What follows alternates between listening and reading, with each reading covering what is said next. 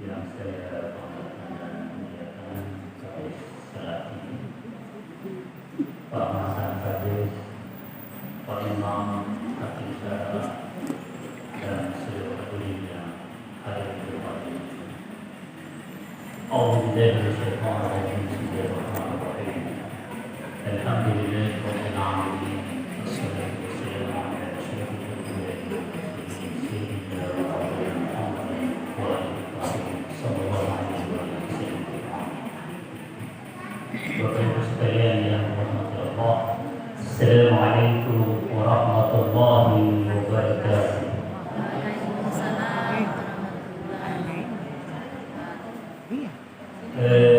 Malam nuzul Quran adalah malam di mana Al-Quran itu diturunkan. Jadi yang kita rayakan ini, yang kita peringati ini adalah ulang tahun turunnya Al-Quran. Turunnya Al-Quran menurut para ulama itu diturunkan sekaligus kepada pribadi baginda Rasulullah sallallahu alaihi wasallam, dan itu diabadikan di dalam surat Al-Qadr. A'udzu billahi minasyaitonir rajim. Bismillahirrahmanirrahim. Inna anzalnahu, sesungguhnya kami, kata Allah, anzalnahu, kami turunkan hu itu Al-Quran. Jadi dalam kaidah bahasa Arab ada namanya at-tamam. Jadi setiap kata yang diakhiri dengan hu itu menunjukkan sesuatu yang dimaksud dia. Dia di situ adalah Al-Quran.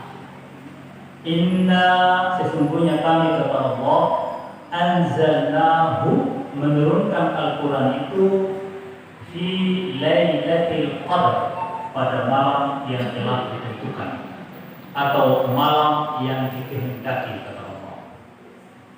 Malam yang dikehendaki itu atau Al-Quran yang diturunkan di malam yang dikehendaki itu adalah Al-Quran secara utuh yang dimulai dari surat Al-Fatihah dan diakhiri dengan surat An-Nas. Jadi Al-Quran itu diturunkan ke pribadi Rasulullah itu sekaligus seluruhnya. Sebagian pendapat mengatakan bahwa Al-Quran diturunkan dengan ayat yang pertama adalah surat Al-Alaq. Iqra bismi rabbikal ladzi khalaq, khalaqal insana min 'alaq, iqra wa rabbukal akram, alladzi 'allama bil qalam, 'allamal insana ma lam ya'lam. Itu adalah proses turunnya Al-Quran secara gradual, secara bertahap, secara berangsur-angsur. Jadi Al-Quran turun dengan dua metode. Metode pertama Allah turunkan sekaligus, lalu kemudian diturunkan secara bertahap sesuai peristiwa yang terjadi, sesuai dengan asbab an-nuzul, sebab-sebab diturunkannya Al-Quran. Sebenarnya tanpa diturunkan dengan berangsur-angsur itu, Rasulullah tahu apa solusi yang harus dilakukan ketika ada sebuah peristiwa. Akan tetapi Allah menyatakan tunggu sampai malaikat Jibril datang menyampaikan solusi yang harus diselesaikan. Sehingga kepemimpinan Rasulullah itu tidak bisa ditiru dalam sistem pemerintahan modern, karena legislatifnya adalah Allah Subhanahu wa Ta'ala. Jadi kalau ada orang yang mengatakan bahwa kita mendirikan negara khilafah sebagaimana yang dilakukan oleh Nabi, khilafatul nubuwah, itu tidak bisa dilaksanakan setelah wafatnya Rasulullah. Itu hanya bisa berlaku di saat Nabi Sallallahu Alaihi Wasallam masih hidup. Ketika Rasul wafat, tidak bisa dilakukan dengan cara itu, kecuali kita menggunakan sistem musyawarah atau sesuai dengan sistem pemerintahan yang berkembang sesuai dengan zaman yang sedang berlangsung. Jadi Al-Quran itu diturunkan secara serentak yang diawali dengan surat Al-Fatihah yang biasa kita baca pada setiap salat itu, lalu surat Al-Baqarah, Ali Imran, An-Nisa, dan seterusnya sampai surat An-Nas, Qul a'udzu birabbin nas, itu turun serentak di dalam pribadi Rasulullah Shallallahu Alaihi Wasallam. Terus mengapa kita harus merayakannya di bulan Ramadan? Karena di surat Al-Baqarah ayat 185 Allah berpesan bahwa Syahrul Ramadan alladzi unzila fihi al-Qur'an. Bulan Ramadan adalah bulan di mana Al-Qur'an itu diturunkan. Jadi Allah mengatakan bahwa Al-Qur'an itu diturunkan di bulan Ramadan. Syahrul Ramadan alladzi unzila fihi al-Qur'an. Di bulan Ramadan itu Al-Quran diturunkan. Hudan linnas. Tujuan Al-Quran diturunkan itu adalah hudan, petunjuk, pedoman hidup, way of life, prinsip-prinsip dalam kehidupan pribadi secara individu maupun dalam berinteraksi dengan masyarakat yang lain. Hudan linnas, petunjuk bagi segenap manusia, tidak terkecuali, baik itu yang percaya maupun yang tidak percaya, baik yang mengikuti Nabi Muhammad maupun yang tidak mau mengikuti Nabi Muhammad. Al-Quran sudah vonis ini adalah petunjuk jalan bagi semua manusia untuk selamat di dunia dan di akhirat. Wa bayyinatin minal huda, dan dia juga merupakan penjelasan-penjelasan dalam petunjuk itu. Jadi di samping Al-Quran sebagai petunjuk, juga Al-Quran itu sebagai ta'wilan terhadap ayat-ayat Al-Quran. Ada seorang ulama besar yang menulis sebuah kitab tafsir, kalau tidak salah judulnya Tafsir Al-Mizan. Tafsir itu adalah tafsir Al-Quran dengan Al-Quran. Jadi Al-Quran itu adalah kitab suci di mana di dalamnya itu saling menjelaskan antara satu ayat dengan ayat yang lain, itu saling menjelaskan. Cuma terkadang ayat yang satu dijelaskan di surat yang lain. Contoh misalnya ayat tentang sholat, kita diperintahkan untuk aqimis sholat, dirikan sholat. Terus waktunya kapan? Waktunya adalah Al-Quran menjelaskan di ayat yang lain, aqimis sholata liduluki syamsi, dirikanlah sholat ketika matahari sudah miring di arah barat, ila ghasaqil lail, dan ketika gelapnya malam. Ghasaq, gelap, al-lail, malam. Wa Qur'an al-fajr, dan ketika fajar menyingsing di ufuk timur. Inna Qur'an al-fajr, sesungguhnya terbitnya fajar itu kana mashhuda, disaksikan, jelas, nampak, bisa dilihat oleh mata kita.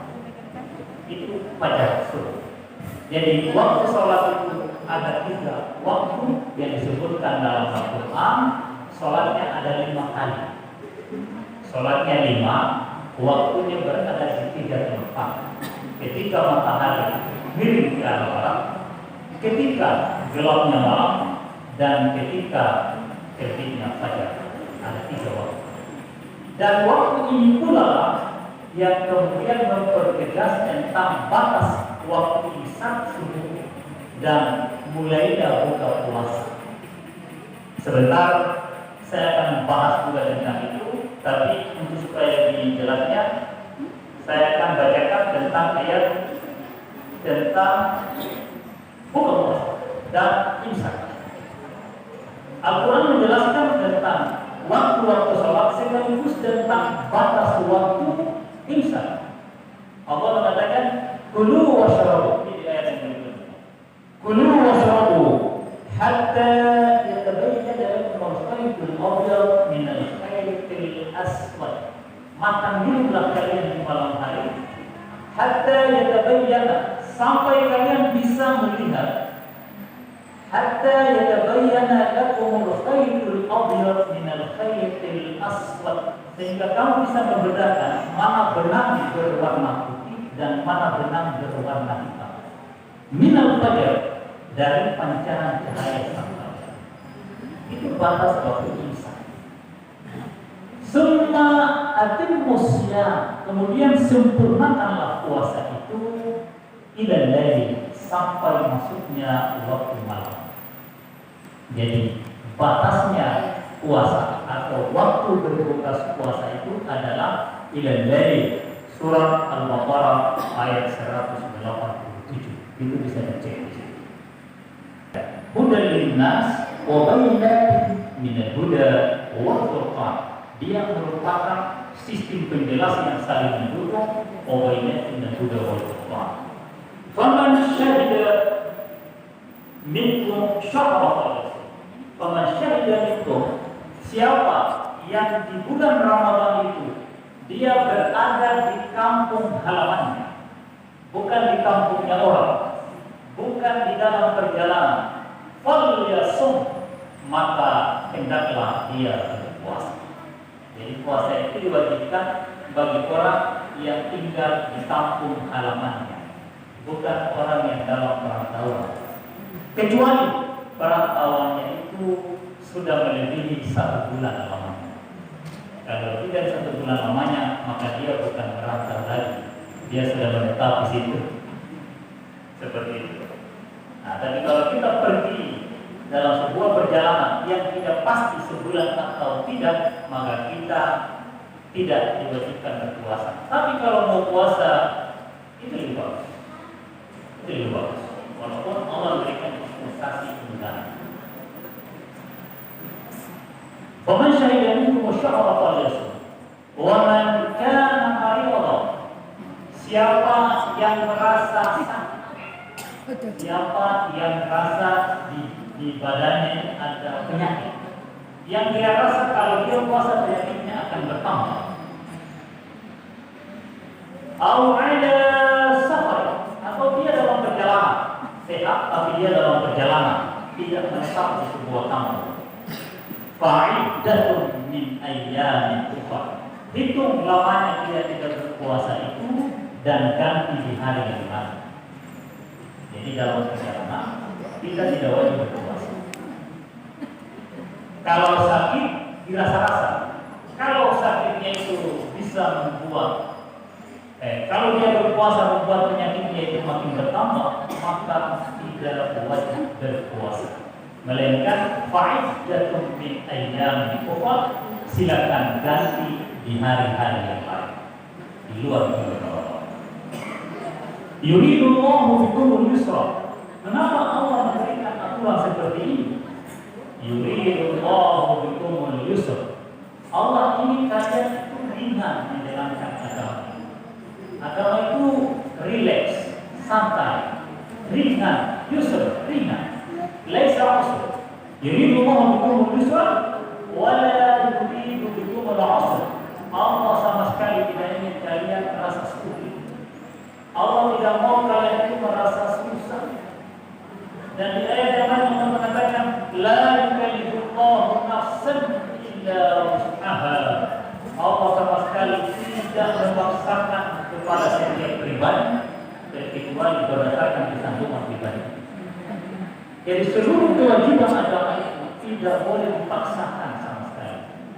Dan di ayat yang lain Allah mengatakan la ikraha fid-din, tidak ada paksaan di dalam agama.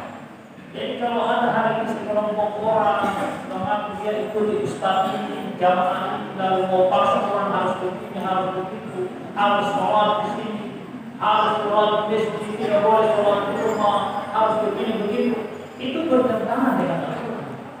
Karena Al-Quran itu prinsipnya yuridullahu bikumul yusra wa la yuridu bikumul usra. Allah ingin kalian merasa ringan, santai. Dan Allah tidak ingin kalian itu merasa berat, susah. Allah tidak mau. Harus ikhlas, beragama harus ikhlas, dengan hati yang rela, tadarruan wa khufyatan, dengan rasa khusyuk, rendah diri dan tenang. Tenang, tidak boleh dengan suara keras. Agama itu harus dilakukan dengan khusyuk dan tenang. Tidak boleh teriak-teriak seperti itu. Ya, bahkan mic ini kalau mengganggu orang luar sebenarnya bisa kita pakai dengan suara dalam. Karena Islam melarang kita untuk mengganggu orang lain. Seperti tadi tidak apa-apa kan? Ya.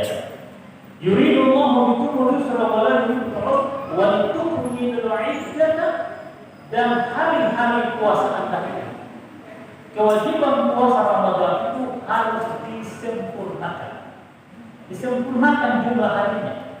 Wa tukmilul iddata, sempurnakan jumlah harinya, hitungannya. Ya, saya dengar kabar, minta maaf ini.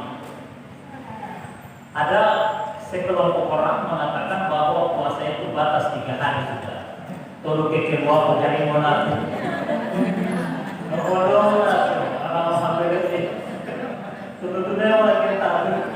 Ada yang berpikir begitu. Ya, kita saling menghormati perbedaan pendapat. Akan tetapi di dalam Al-Quran surat Al-Baqarah ayat 185 Allah berpesan walitukmilul iddata walitukabbirullah, sempurnakanlah harinya. Kalau dalam perhitungan kita harus 29 hari, maka sempurnakan 29 hari. Kalau perhitungan kita harus 30 hari, sempurnakan 30 hari. Walitukabbirullah, kemudian bertakbirlah kepada Allah setelah sempurna hari-hari itu, yaitu di hari Lebaran Idul Fitri. Walitukabbirullah ala ma hadakum, atas petunjuk-petunjuk yang diberikan kepada kalian.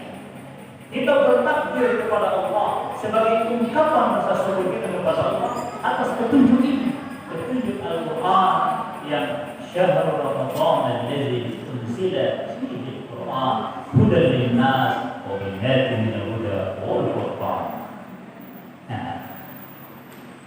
Walitukabbirullah ala ma hadakum wa la'allakum tashkurun. Semoga kalian menjadi hamba Allah yang bersyukur. Jadi semua ritual-ritual peribadatan yang Allah titipkan kepada segenap umat manusia ini tujuannya agar kita merasa berterima kasih, agar kita selalu merasa berterima kasih kepada Allah yang memberikan kita beraneka jenis nikmat. Kemudian Allah perintahkan kita untuk ayyam ma'dudat. Bulan Ramadan itu, bulan puasa itu, waktunya sudah ditentukan. Tidak lama. Palingan kalau bukan 30 hari, 29 hari, tidak pernah 31 hari. Sedikit saja, tidak lama. Dalam setahun itu ada 360 hari. Yang 60 harinya itu, ekornya itu dibagi dua. 30 hari saja. Bahkan lebih banyak tidak sampai, hanya 29 hari saja. Sedikit. Beban kewajiban yang diberikan oleh Allah itu sangat kecil dibanding nikmat yang Allah berikan. Nikmat apa saja yang Allah berikan ini? Coba kalau dia tutup, dunia ini gelap. Nikmat hidup, kalau Allah tutup, selesai, berangkat. Nikmat ini kalau Allah tutup, selesai, tidak ada lagu-lagu yang bisa dinikmati. Tidak bisa dengar suara yang orang. Kalau dia tutup semua, Allah malah selesai. Innalillahi wa inna ilaihi raji'un. Jadi apa sih nikmat itu? Kita syukuri, kita syukuri. Bahkan kita harus biasakan untuk berpuasa sunnah. Di samping puasa yang ditentukan itu ayyamul ma'dudat, kita biasakan puasa sunnah karena puasa itu memiliki manfaat yang sangat besar. Puasa dalam hadis Rasul dikatakan sebagai sedekah badan, sedekah jasmani. Jadi ada sedekah yang diberikan kepada sesama manusia dan itu merupakan ibadah yang terbesar. Dalam Al-Quran dikatakan lan tanalul birra, kalian tidak dianggap pernah berbuat baik kepada Allah hatta tunfiqu, sampai kalian memberikan sesuatu kepada orang lain, mimma tuhibbun, dari benda-benda, barang-barang yang kamu sayang. Kalau kita belum pernah memberikan orang sesuatu yang kita sayang, yang kita senangi, kita belum dianggap berinfak. Dan itu ibadah yang terbesar dalam Al-Quran. Memang ini kontroversial karena orang memahami Islam itu dari dua sumber, Al-Quran dan hadis. yang bikin kacau pikiran umat manusia, utamanya umat Islam, itu sumber-sumber hadis yang ditulis di awal abad kedua Hijriah tanpa naskah dan saksi. Jadi mohon maaf, kita bukannya ingkar hadis, kita tidak menolak hadis. Akan tetapi hadis Nabi itu harus diterima dengan pertimbangan akal yang benar-benar matang, betul-betul diseleksi dengan menggunakan Al-Quran sebagai alat ukur di samping alat ukur yang lain. Mengapa demikian? Karena hadis ditulis di tahun ke-120 Hijriah. Nabi Muhammad SAW meninggal di tahun ke-10 Hijriah. Jadi 120 dikurang 10, 110 Hijriah kurang lebih, baru ada penulisan hadis. Itu pun untung khalifah yang berkuasa di zaman itu bernama Umar bin Abdul Aziz dalam dinasti Bani Umayyah. Dia yang perintahkan untuk mencatat hadis, dan dari saat itulah ada penulisan hadis Nabi. Makanya saya lebih cenderung untuk merujuk kepada Al-Quran dulu, baru kita cari hadisnya, daripada kita bicara hadis baru cari ayatnya. Jadi ayat dulu, Al-Quran dulu, baru pembicara hadis. Jangan terbalik. Al-Quran adalah landasan hukum Islam yang tertinggi. Hadis landasan hukum Islam yang dibawa Al-Quran. Tidak boleh landasan hukum, standar hukum yang dibawa bertentangan dengan hukum yang di atas. Sama dengan keputusan DPRD, dengan keputusan DPR RI, atau Undang-Undang Dasar 45 dengan keputusan DPR. Tidak boleh bertentangan, karena hukum yang tertinggi adalah Undang-Undang Dasar 45, dan hukum tertinggi dalam Islam adalah Al-Quran. Kita kembali. Ayyam ma'dudah, hari-hari adalah ditentukan. Faman kana minkum maridan aw ala safar. Diulangi lagi ayat tadi. Tadi ayat 185, ini 184, saya mundur. Allah ulangi lagi. Ayyam ma'dudah, faman kana minkum maridan aw ala safar. Siapa di antara kalian yang sakit atau dalam perjalanan, fa'iddatun min ayyamin ukhra, ganti di hari yang lain. Karena berulangnya kalimat tadi, para ulama terbagi dalam dua pendapat. Ada yang mengatakan bahwa kalau rasa-rasa mau puasa meskipun dalam perjalanan. Tapi ada yang mengatakan itu hukumnya wajib, tidak boleh puasa. Tidak boleh puasa kalau dalam perjalanan. Sebagian ulama mengatakan bahwa melebihi 25 km sekitar itu, atau ada ulama lain dalam mazhab Imam Syafi'i mengatakan di atas 90 km. Lebih dari itu maka buka puasa. Tapi ada yang mengatakan bahwa ya kalau rasa mampu puasa saja, apalagi karena pakai pesawat. Ada yang mengatakan, oh zaman dulu itu Allah kasih dispensasi karena naik onta, panas dari matahari, ada juga yang jalan kaki. Ya jelas kering tenggorokannya itu harus buka puasa. Tapi kalau sekarang naik motor, naik Twitter, naik Sogun, naik NX, ya kan? Ya tidak perlulah. Apalagi mau pergi Bogor, memang 25 kilo, Bogor itu 25 km. 22 kilo 500. 22 km tambah 500 itu gugur puasanya. Menurut pendapat sebagian ulama. Ada yang mengatakan 90 km. Bogor itu 23. Gugur puasanya, apalagi dia pulang pergi selesai. Ya. Tapi kalau saya puasa kalau cuma Bogor. Nanti saya ganti lagi sebagai bentuk ikhtiar, kehati-hatian dan menghormati bulan Ramadan. Kalau saya rasa mampu saya puasa.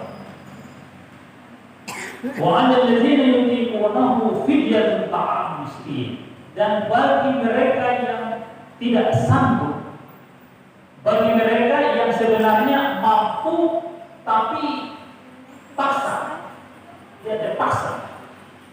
Ya kan? Wa 'alal ladzina yutiqunahu fidyatun ta'am miskin. Maka dia cukup membayar fidyah, yaitu memberi makan orang miskin 1 hari satu kali makan untuk satu orang. Kalau tidak mampu menjalankan puasa, tapi ini kesepakatan para ulama ini berlaku bagi tete-tete dan nenek-nenek. Kalau anak muda tidak berlaku. Anak muda puasa. Siapa yang sengaja tidak mau puasa, dia ada di kampungnya, dia sehat, maka sanksinya puasa yang sengaja dibatalkan itu menurut para ulama harus diganti dengan 3 hari puasa. Puasa yang sengaja dibatalkan di bulan Ramadan, ya saya juga dulu pernah itu bulan Ramadan karena ada dunia uangnya nanti aku kali doa kita ganti. Ternyata saya baru tahu ternyata kalau sengaja buka puasa itu ganti 3 hari, ya ganti ada alasan sengaja ganti gitu. Wa anal ladzina yuqimuna fidyatun ta'am miskin. Jadi bagi tete-tete dan nenek-nenek yang sudah rasa tidak mampu lagi berpuasa, sudah makan saja, tidak usah puasa, cuma cukup kasih makan orang miskin. Dari orang miskin kasih makan. Ya, kalau tidak mau kasih makanan yang sudah masak, kasih beras sekitar 800 gram, 8 ons, 8 ons. Tidak sampai 1 kilo, 8 ons cukup. Ya kalau satu kilo lebih banyak. Ya. Wa antasumu khairul lakum in kuntum ta'lamun. Bagi yang masih kuat, yang masih muda, wa antasumu, kalian wajib berpuasa. Khairul lakum, itu sangat baik bagi kesehatan kalian. In kuntum ta'lamun, andai kata kalian ketahui. Kemudian di ayat yang berikutnya, wa idza sa'alaka 'ibadi 'anni fa inni qarib. Allah berpesan bahwa di bulan Ramadan itu Allah kabulkan permintaan-permintaan dan doa-doa kita, terutama di malam Lailatul Qadar. Ingat di dalam surat Al-Qadar itu Allah mengatakan bahwa inna anzalnahu fi lailatul qadar. Sesungguhnya Al-Quran itu kami turunkan di malam yang telah kami tentukan. Lailatul Qadar, malam yang telah ditentukan itu khairum min alfi syahr, lebih baik dari 1000 bulan. Tanazzal malaikatu war ruh. Di malam itu tanazzal, malaikat itu semua dikasih. Banyak malaikat diturunkan di malam itu. War ruh dan roh. Roh ini banyak pendapat. Ada yang mengatakan itu rohnya orang punya orang tua. Dia datang, dia ada cucu, ini sampai cucu dia bikin apa ini malam ini? Biasanya dia main game. Nah, datang tete-tete dan nenek-nenek itu. Waduh ini cuma nonton sinetron. Nah, itu kalau di malam itu kita gunakan untuk beribadah. Tanazzalul malaikatu war ruhu fiha min kulli amr. Hadirnya para malaikat dan arwah itu untuk dengan tujuan melihat apa yang diminta oleh setiap individu di malam itu. Jadi setiap orang itu ada malaikat yang ditugaskan untuk lihat dia satu malam ini dia bikin apa. Kalau dia beribadah atau dia berdoa khairun min alfi syahr, maka ibadahnya di malam itu lebih baik daripada 1000 bulan. 1000 bulan. Kenapa Allah turunkan ayat seperti ini? Karena pernah suatu waktu Rasulullah pada saat di malam Isra wal Mi'raj, dia melihat ada seseorang yang Allah berikan kenikmatan yang luar biasa, diberikan derajat yang begitu tinggi di hadapan Allah Subhanahu wa Ta'ala. Terus Rasul tanya kepada malaikat Jibril, itu siapa orang itu? Dia bilang dia adalah pengikutnya Nabi Musa yang berperang selama 300 tahun. Perang membela ajaran Nabi Musa 300 tahun lamanya. Dia dikasih imbalan derajat yang sangat tinggi di surganya Allah Subhanahu wa Ta'ala. Terus Rasul bertanya kepada malaikat Jibril, saya punya umat tidak bisa capai 300 tahun. Saya punya umat umurnya ya 60, 70, ada yang tidak sampai. Bagaimana mau ibadah sampai 300 tahun? Perang lagi. Saya punya umat tidak berperang. sampai-sampai saya, oh tidak, kamu punya umat itu ada jatah khusus. Walaupun hidupnya hanya 1-2 tahun, kalau dia sempat beribadah di malam Lailatul Qadar, maka sama halnya dia beribadah 1000 bulan. Bayangkan kalau tiap bulan puasa beribadah di malam Lailatul Qadar, luar biasa. Terus bagaimana itu malam Lailatul Qadar? Lailatul Qadar itu ada 2 pendapat. Pendapat umum mengatakan di malam-malam ganjil, di hari ke-20 ke atas, 10 malam yang terakhir. Jadi mulai malam 21 malam ganjil, dari 10 malam terakhir yang ganjil, 21, 23, 25, 27, 29 dijaga di malam ganjil. Tapi persoalannya, kalau NU dan Muhammadiyah sepakat dia punya awal start, karena menentukan ganjilnya juga itu kecuali startnya pas. Terus ada pendapat lain yang mengatakan, ini dari keluarga keturunan Rasulullah, mengatakan di malam ke-19, malam ke-21, malam ke-23, malam ke-23 itu malam Qadar. Itu dari kesaksian keluarga keturunan Nabi Muhammad sallallahu alaihi wasallam. Ada lagi pendapat yang lain, itu saya punya kepala sekolah dulu, namanya Ustaz Arfan Latopara, orang Palu Sulawesi Tengah. Palu itu banyak warga Latopara, Latopara, karate, wajib, dan itu rata-rata pejabat, gubernur, kepala dinas itu lala semua. Saya kira orang Tomia, padahal orang Palu. Ada saya punya guru namanya Ustaz Arfan Latopara. Beliau salah satu senior yang saya. Beliau mengatakan bahwa cara untuk menemukan malam Lailatul Qadar itu gampang. Mulai dari malam pertama puasa itu jaga.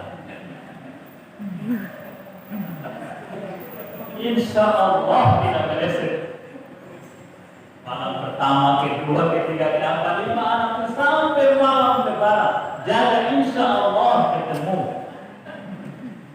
Itu menurut saya punya guru Ustaz Arfan Latopara. Beliau sudah wafat, saya sampaikan ilmunya semoga pahalanya mengalir kepada beliau. Insya Allah ketemu itu, dijaga tiap malam. Apa yang dilakukan di malam Lailatul Qadar? Iya, sholat. Mulai dari sholat pagi sudah dihitung, sholat isya dihitung, sudah beribadah di malam itu. Kan sejak tenggelamnya matahari sampai terbitnya fajar, kan sholat maghrib sudah tenggelam matahari kan? Nah, itu masuk. Sholat isya masuk. Kena maknanya kecuali dia tidak sembah yang tidak ketemu dengan Allah Taala. Tapi selama dia sholat maghrib dan sholat isya, sholat subuh ketemu dengan Allah. Kalau sholat subuh sudah tidak termasuk karena dia sudah terbit fajar. Dia sebelum terbit fajar. Sholat tarawih masuk. Sholat tahajud. Sholat tahajud itu sholat sunnah muakkad, sholat sunnah yang hampir wajib, dan itu diperintahkan dalam wa minal lail fatahajjad bihi nafilatan, dan di sebagian malam kalian usahakan bangun sholat tahajud. Kapan sholat tahajud itu? Menjelang subuh. Ya, bisa sahur itu. Ya, kalau bisa sebelum sahur sholat dulu 2 rakaat atau 4 rakaat, kemudian tambah 1 zikir, salam. Jadi kalau mau sholat tahajud, maka tarawihnya tidak boleh dulu ikut zikir, karena kalau sudah zikir, sholatnya sudah ditutup malam. Jadi kalau mau sholat tahajud tidak boleh ikut sholat zikir. Kalau terlanjur ikut zikir, maka zikirnya diulang 2 kali supaya dia kembali kenal. Karena zikir itu mengganjilkan hitungan rakaatnya sholat. Jadi sholat kita dalam satu hari itu dengan sholat zikir jatuh pada hitungan ganjil. Karena innallaha witrun yuhibbul witra. Sesungguhnya Allah itu ganjil dan dia suka hitungan ganjil.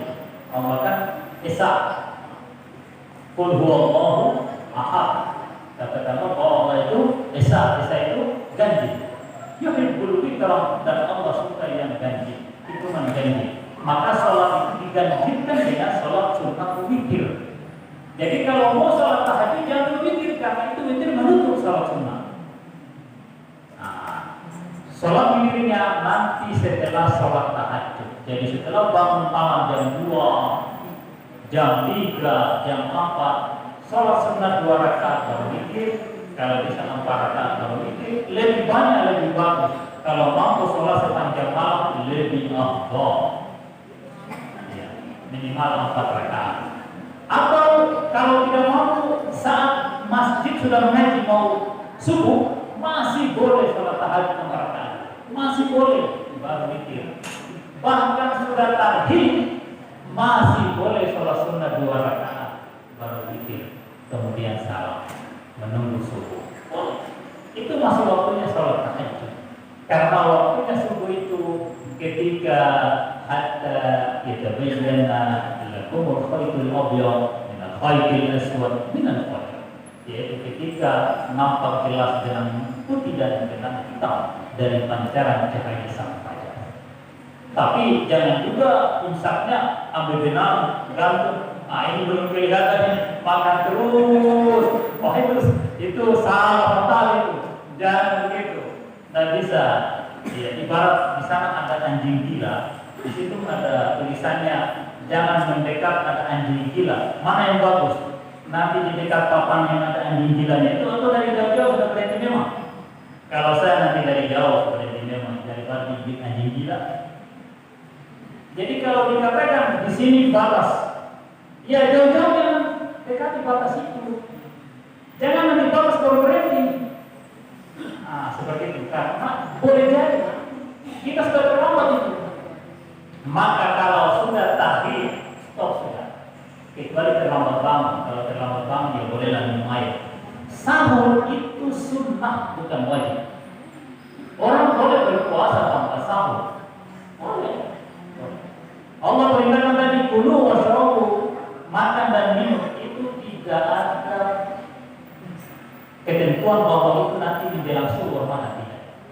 Boleh di saat buka puasa itu, boleh buka puasa minum air, habis tarawih makan, atau habis isya atau habis maghrib makan. Sekaligus sahur itu boleh.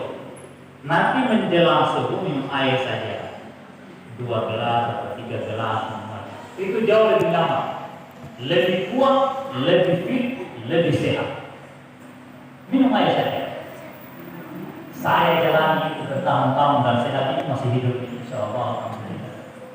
Tidak pakai makan nasi. Tapi kalau di bulan Ramadan begini memang susah bersahur dengan air karena ramai-ramai bangun makan. Ada ikan goreng saus, ada ikan buah barende, ada suami. Tidak, saya makan dulu. Iya kan? Begitu. Ya, akhirnya apa? Di bulan Ramadan bukannya langsing dan berat badan turun, tapi yang tadinya beratnya 60 kilo, habis Ramadan lebaran hanya 80 kilo. Mengapa demikian? Karena terlalu banyak jenis makanan yang dibuat untuk membalas dendam, lapar dan haus di siang hari tadi. Padahal tujuan dari puasa adalah sedekah badan. Itu tubuh kita, badan kita ini. Ketika kita berpuasa, maka secara sistematis organ tubuh kita ini menarik lemak yang tersimpan dari makanan yang kita makan itu, tapi tidak dipakai.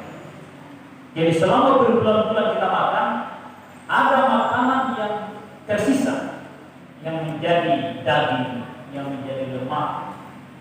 Itu harus dikuras oleh puasa. Kalau tidak dikuras, maka dia akan menjadi penumpukan di dalam pembuluh arteri dan itu akan menjadi pemicu naiknya kolesterol, naiknya darah tinggi, dan ketika kolesterol itu menyumbat pembuluh darah di pankreas, maka dia akan mengakibatkan penyakit diabetes. Ketika dia menyumbat berbuluh darah di kaki, maka dia akan merusak kita punya kaki. Berdarah-darah di kaki kita tidak berjalan. Ketika dia menyumbang kita punya otak, maka itu kita stroke. Olehnya itu rajin-rajin berpuasa. Puasa itu adalah terapi untuk kesehatan. Terutama kita ini sering makan makanan yang kadang kita tidak tahu apa kualitas makanan itu halal atau tidak. Kita tidak tahu. Karena informasi tentang makanan-makanan yang halal itu tidak semuanya sampai kepada kita. Tidak semua sampai kepada kita. Termasuk isi lautan itu tidak semua halal. Tidak semua halal. Cuma kalau kita mau sebutkan ini tidak boleh, ini tidak boleh, wah sudah lanjut enak. Ya teruskan saja. Cukup dokter yang kasih tahu, tidak usah saya yang kasih tahu lagi. Jadi hal-hal yang dilarang itu cukup dokter yang kasih tahu. Itulah yang sudah pasti dan jelas disebutkan dalam Al-Quran. Hurrimat alaikumul maitatu wad-dam wa lahmul khinzir wa ma uhilla bihi lighairillah. Diharamkan kepada kalian memakan daging khinzir. Tahu khinzir? Khinzir. Ada yang tahu itu khinzir? Ma huwa khinzir? Apa itu khinzir? Khinzir itu ada kasih tahu kalau punya logika di gunung itu. Yang biar makannya dicubit itu sudah namanya khinzir itu. Nah, itu barang tidak boleh dimakan. Tidak boleh. Saya pernah bertanya sama orang senior di Jakarta, seorang habib yang ulama besar. Saya tanya, Ustaz, bagaimana kalau khinzir yang banyak-banyak kita ini diperdagangkan di Manado supaya tidak mengganggu kehidupan orang? Dia bilang uangnya itu haram. Jadi solusinya bagaimana? Dia dijalankan provokasi orang yang menghalalkan itu, misalnya dari agama lain, seperti dari agama lain. Tidak boleh dijual, kasih gratis. Nah, seperti itu kan itu najis. Najis tidak boleh diperjualbelikan. Jadi makanan yang haram itu khinzir, wama uhilla bihi lighairillah, dan segala sesuatu yang disembelih lighairillah, tidak baca bismillah. Potong ayam, kemudian saja putus leher, tidak baca bismillah, itu haram, tidak boleh dimakan, tidak boleh.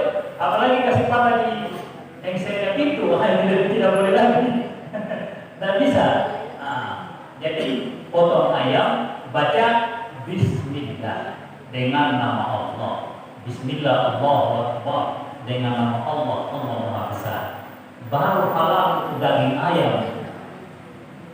Jadi biar ayam itu haram kalau dipotong tidak baca bismillah. Makanan-makanan yang haram itulah yang terkadang bikin orang bermasalah. Dan orang tidak tahu makanan yang memiliki kadar kolesterol tinggi itu rasanya nikmat. Dan di bulan Ramadan ini, Ramadan itu artinya dibakar. Dibakar itu lemak. Dibakar itu kalori yang menumpuk. Dengan cara apa? Berpuasa dan berbukalah dengan air hangat.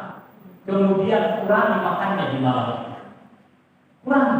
Jangan balas dendam. Mentang-mentang satu hari dikering tenggorokan, begitu matahari tenggelam, masih tarhib, sudah 2 buah kelapa muda masuk. Ya saya juga dulu begitu. Ya saya juga begitu dulu. Nanti saya baca-baca, saya tidak boleh, nggak bisa. Nah, jadi di bulan Ramadan nasi 10 kilo ya, jangan harap betul kalau ada. Itu malah bertambah dan akan memunculkan berbagai macam masalah. Nah seperti itu. Jadi di bulan Ramadan, wa idza sa'alaka 'ibadi 'anni, kalau hambaku kata Allah berdoa kepadamu, wa idza sa'alaka 'ibadi 'anni fa inni qarib, beritahu hambaku bahwa saya itu dekat sekali. Kalau kamu minta itu saya dengar. Allah bilang apa yang kamu minta walaupun di dalam hati saya dengar.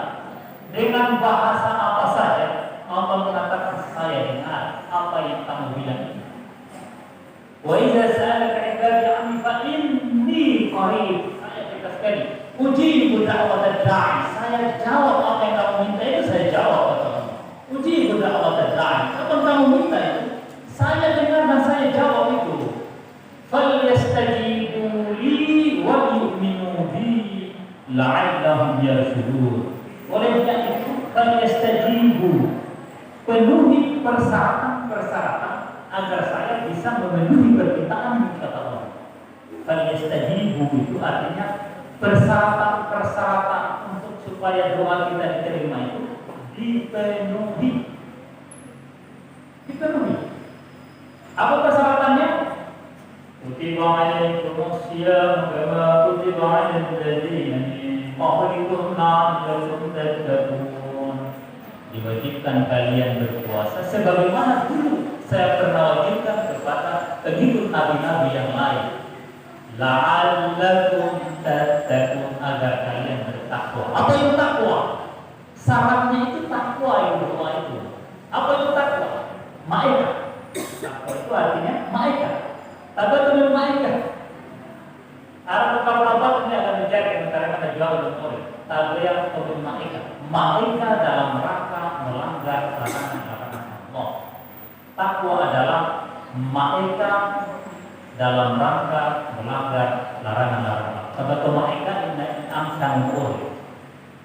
Umpama nanti sendal kori nilai. Arab itu kori itu prinsipnya la yukallifullahu nafsan illa wus'aha. Tidak dibebani kepada setiap individu terkecuali berdasarkan kesanggupannya masing-masing. Kalau itu berbentuk perintah, tapi kalau larangan itu pakai Anda wajib tinggal. Karena sesuatu yang dilarang itu dapat membakar dan menghanguskan seluruh amal baik kita. Kita capek-capek berpuasa, begitu lebaran sudah mulai kita terima tadi di mana ini ya? Di pengetajian kan? Ya kan?